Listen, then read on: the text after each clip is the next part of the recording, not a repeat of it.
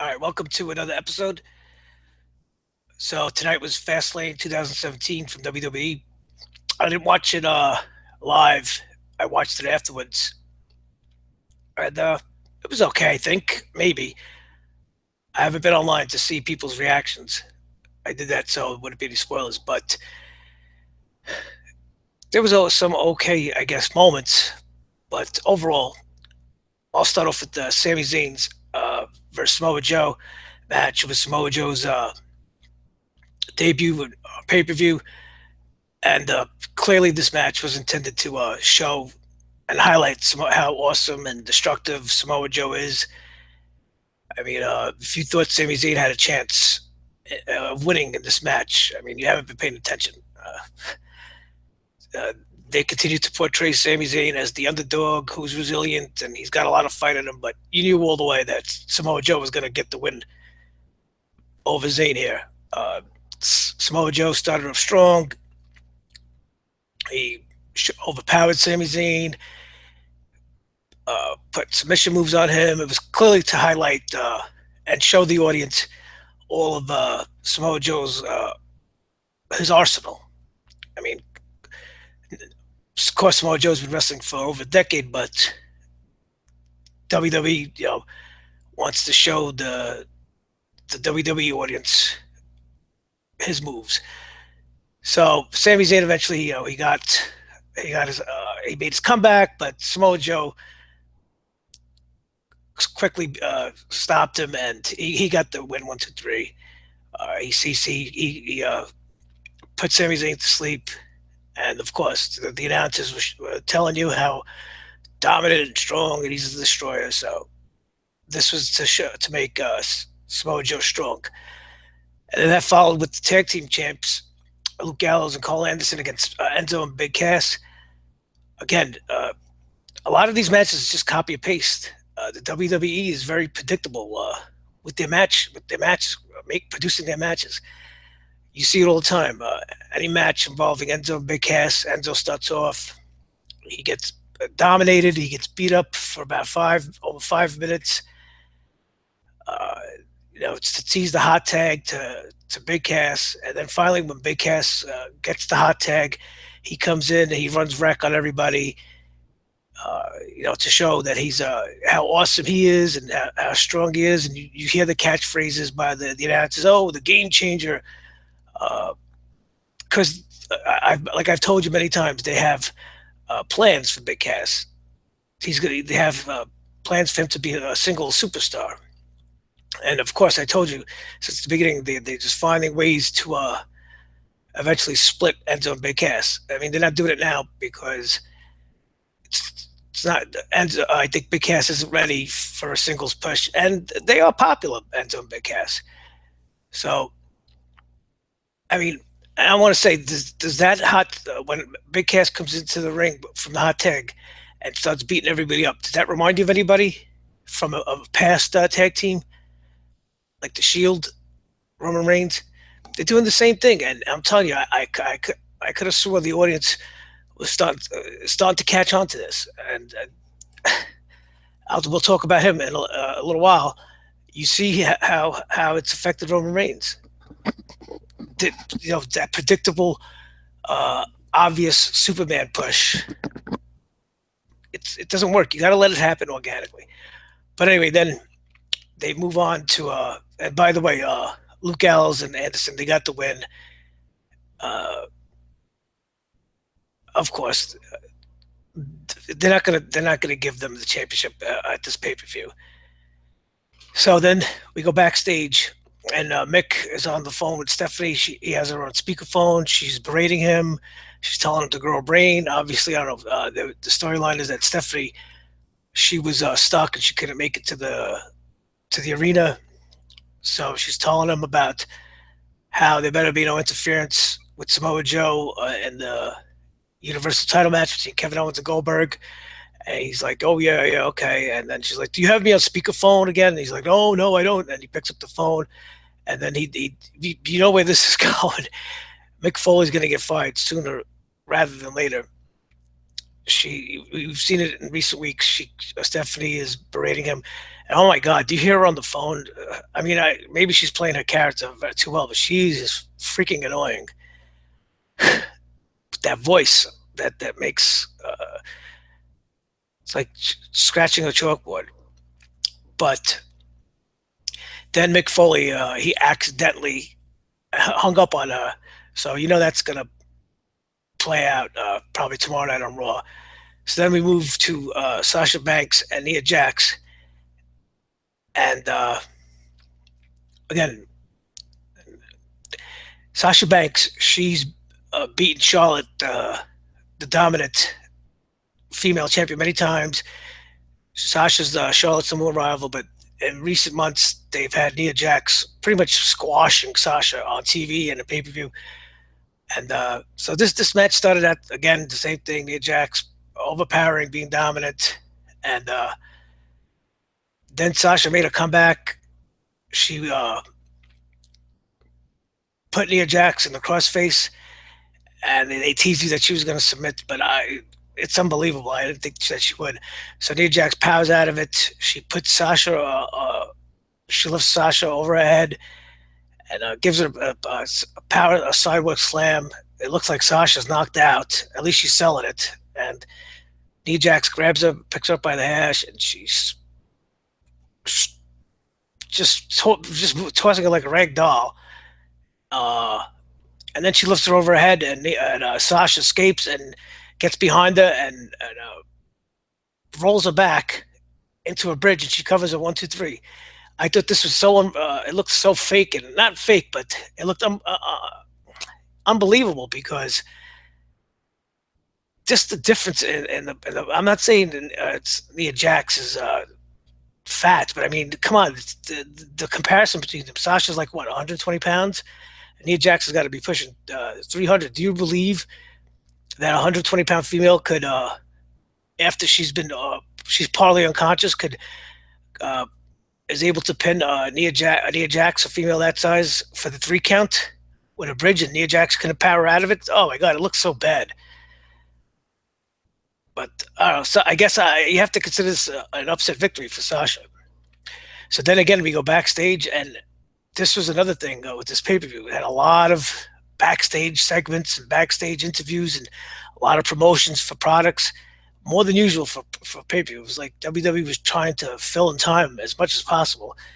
And then this was from the kickoff show. It was hard to follow and keep watching these segments. But Mick Foley was with Rusev and Jinder Mahal, who looks. Have you seen Jinder Mahal's physique lately? Is he using a little help? He looks like he put on about 30 pounds of muscle. So it's Rusev and Jinder Mahal. Mick Foley's telling them he could fix this. So they just go both down to ringside, and he'll provide competition for them. So it's Jinder Mahal versus Cesaro. This match, I don't know, it served no purpose. I guess maybe Sheamus was unavailable for the pay-per-view. And Cesaro winds up defeating Jinder Mahal. And then Rusev comes in and starts beating up Jinder Mahal. And then all of a sudden, the Big Show's music hits. And he's surprised, of course. And Big Show comes in, and he starts dominating Rusev. Then Rusev gets his offense in, and he takes out Big Show's knees and kicks him in the head really savagely a few times. It looks like Big Show's dazed and confused. And then eventually Big Show catches Rusev and choke slams him a few times, and then he finishes him off with the knockout punch. I mean, what was the purpose of this? Was this a warm-up match for Big Show for WrestleMania? I don't know. It was just a lot of this pay-per-view seemed to me like filler. And then again, we go backstage again with an interview with Kevin Owens. And she tells him, "Is this the biggest match of your career?" And he's like, "Why? Why is it the biggest match?" Because Goldberg beat Brock Lesnar. He's like, who has Goldberg beat in the last 5 months, in the last year, in the last 5 years, in the last 10 years? He said he's only beaten one man one time, and he's not really worried about Goldberg. At least they're selling it like Kevin Owens wasn't scared. I mean, and his character is, and now of course you see Kevin Owens has gone full heel. He's now in a suit all the time when he's not in the ring. And then they showed us the cruiserweight championship match between Jack Gallagher versus the cruiserweight champion Neville. I mean, oh my god! I mean, I don't know how many people actually like the cruiserweight division. I mean, and Jack Gallagher, this guy, he looks ridiculous. He has no muscle mass. He makes James Ellsworth look like Hulk Hogan in comparison. Oh my god, he looks like a dweeb. And compared to Neville, you see the comparison between Neville's physique and Jack Gallagher. How is this? It doesn't look believable. Let me ask you something. In a real fight, if you saw a guy like Jack Gallagher against a guy like Neville, do you think it'd even be a contest? No. But this match went on way too long. I think. Of course, on Raw, they don't promote the cruiserweight division. All the cruiserweight matchups on Raw are 3 minutes or less. This match went on almost 10 minutes, and how Jack Gallagher even came close to lasting this long, and he had the story was that he almost had Neville beat. Yeah, Neville was sitting on the top rope, and Jack Gallagher headbutted him, and it looked like he knocked him unconscious. And then when Jack Gallagher went to the top ropes to suplex him off the top ropes, Neville pushed him off and finished him off with his Phoenix Splash or whatever that move is, and got the win. I mean, this match made Neville look very weak. It was like he needed everything in his power to beat Jack Gallagher. I mean, is Jack Gallagher the guy now? Like, is he that strong that he could last that long with a guy like Neville? I don't know. They made this match. This match didn't make Neville look like the dominant cruiserweight champion that he's supposed to be, which is what they should do with Neville. Neville should be promoted and pushed as a dominant cruiserweight champion. So that way, the next person who does beat Neville is viewed as dominant by the audience.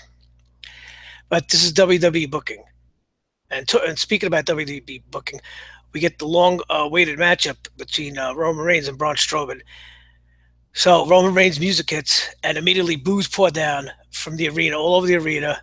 And again, you could clearly tell they're muting them. It's only a few people. It's the front rows that even cheer for Roman. And these people have to be plants. I mean, they obviously must be plants by WWE. And yeah, if you don't think WWE does that, you better learn. So. And another thing I noticed, and if you noticed, Roman Reigns was wearing sneakers in this match. He usually wears boots. I don't know what that means. They're trying to make him look cooler, more hip. I don't know. Didn't work. It made him look actually, I don't know, not as dominant, I guess. I don't know. It made him look like just another guy. But Braun kept dominating him throughout this whole match. And of course, the crowd reactions for both of these guys were opposite. Every time Roman got any offense in, the crowd would boo. The crowd was clearly cheering for Braun Strowman, and this is not good. It doesn't make the match. This match fell way short because of the crowd reactions and the story it's telling. I mean, Braun Strowman has been built up to be this monster heel, and Roman has been booked to be this the superhero, and it's the opposite. The whole crowd wanted to see Braun just beat the hell out of Roman. Like I said, except for a few women and children, it's 80-20. I'm going to be nice. 80-20. 80% of people who don't like Roman and 20% of people who cheer for him. So this whole match, I mean, I'll give Braun Strowman credit. This match went about 10 minutes, and he did all right. Braun's, for a big, huge guy like him, he still has a way to go. And usually, not all big guys could, pull off matches like this. Those big, indestructible monster heels who are one-dimensional.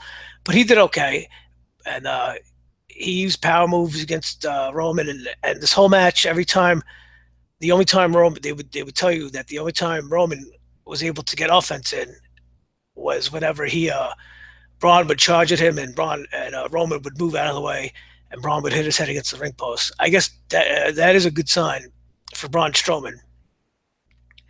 It's the WWE's way of protecting people. But the highlight of this match was Braun Strowman got Roman Reigns out of the ring, outside of the ring, and he power slam. He did his power slam onto the announce table, and the announce table shattered. And now you would think that this was going to be it. He threw Roman into the ring, and of course, Roman made his comeback, and he speared him a couple times, and there was this other spot in the match where Braun, before the end of the match, climbed to the top of the rope. I mean, it was amazing that he even climbed, and he stood up there for a few seconds. But this made no sense. Braun Strowman, that's not his in his moveset to climb the ropes. And what was he going to do? Splash him? Of course, Roman moved out of the way, and Strowman hit the mat. This was their way of again protecting Braun, and Roman then just speared him, and it was hard to watch this match.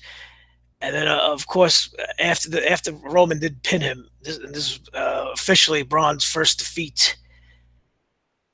Again, the editing of the WWE's editing, they panned to the crowd and showed you. It looked like edited footage of the crowd cheering. It didn't like if you go back and look the shot they give you of people cheering. It doesn't look like it matches to what's going on live. And the only people that are standing and actually look happy are people in the front row. But I don't know. Listen, they're just gonna keep doing it, and it's not working. So I think the next match, which was for the women's title, Bayley, the women's champion, versus Charlotte, I thought this was 10 times better match than Strowman versus Roman. It tells a better story. Why? Why does it tell a better story? Because of the characters, the role of the characters. You have Charlotte, who's been a dominant women's champion. She brought in a winning streak at pay-per-view. I think it was, 13, 14 straight wins on pay-per-view. She's the heel. You could tell her. And Bayley is even though she was the champion for this match, she's the underdog. She's the lovable underdog that all the little girls root for. And it tells a better story in the ring, in the match when that's the case. And it was a good back and forth match, Charlotte, what can you say? Bayley's did pretty well too in this match, but and then towards the end, Sasha came and interfered on Bayley's behalf. She attacked Charlotte. She threw her back into the ring when they were outside, and then Charlotte rolled up Bayley and grabbed the tights, and Sasha jumped onto the apron and pointed it out to the referee, and the referee stopped the count, which he shouldn't do because Bayley shouldn't be on top of the apron. He should have disqualified Sasha, first of all, for interfering in the match, and second of all, for climbing on the apron. But it didn't matter. Bayley rolls up Charlotte and gives her first defeat on pay-per-view. What does this mean? Of course, this probably means that they're going to have, for WrestleMania, they're probably going to have a triple threat match between Sasha, Charlotte, and Bayley for the title. But again, it was much better, more enjoyable because of the characters, of the story of the characters, than the Roman Reigns Braun Strowman match. So then we get to the main event for the Universal title. Goldberg versus Kevin Owens. Goldberg comes out first to his music. The crowd is into it, of course, as they always are. Then Kevin Owens comes out, and I noticed when this match started, there was about 10 to 11 minutes left for the pay-per-view. So I knew that told me that this was somehow going to be short match. So Kevin Owens comes out. He's standing there. He's staring. He's walking. He walks very slow. This is just killing time. So he finally gets in, and then they announce, they do the ring introductions, and Kevin Owens, before the bell rings, he steps outside the ring. Now, this was good. This is good. This is good heel heat. And it builds anticipation, and it gets heat from the crowd. But storyline-wise, it's good strategy on the part of Kevin Owens. He said it. the longer the match lasts, the more the odds favor Goldberg's opponent. So his strategy as a character is to frustrate Goldberg, to mess with his mind, and to the more he keeps getting out of the ring, he wants to lure Goldberg into chasing him and tiring him, so that Kevin Owens can go into the ring, and then when Goldberg gets slips under the ropes and get into the ring, he could attack him and get the upper hand. But it didn't happen. Kevin Owens finally got into the ring. He's like, "Come on, come on, come on!" Really, obviously, it looked characterized like he wasn't scared. So as they're about to lock up, Chris Jericho's music hits, and like, oh boy, we knew that was going to happen, right? So Kevin Owens gets distracted. He's looking at Jericho, turns around, and boom, Goldberg spears him, and the crowd was going nuts. But it took away from it because it looked like the crowd was more into Jericho than the Goldberg. I don't know. And then Goldberg, of course, lifted Kevin Owens for the jackhammer. He didn't even hold him up that long, like a second. Then he came down with him 1, 2, 3. Yes, Goldberg is the new Universal Champion. I don't know if people are that surprised by it. I know a lot of people thought there was going to be a swerve. They had early in the night Paul Heyman interview backstage that hinted that, oh, Brock Lesnar might be here and he might interfere. I don't know. So, as expected now, Jericho got his revenge and cost Kevin Owens the title. That's the storyline. So they're going to have their match at WrestleMania, Goldberg, Kevin Owens, and Jericho. And as for Goldberg and Brock Lesnar now at WrestleMania, that's going to be the main event for the Universal Title. So that if you thought that match couldn't be any bigger, now it is bigger, I guess. I don't know. A lot of people who are online say that match didn't need the Universal Title, but I don't know. Now it makes it that much of a. Now the odds are really stacked, are increased. I don't know. What do you think? Let me know. Comment. Thanks for watching. Like and subscribe, and let me know what you think about Goldberg's victory. I'll see you later.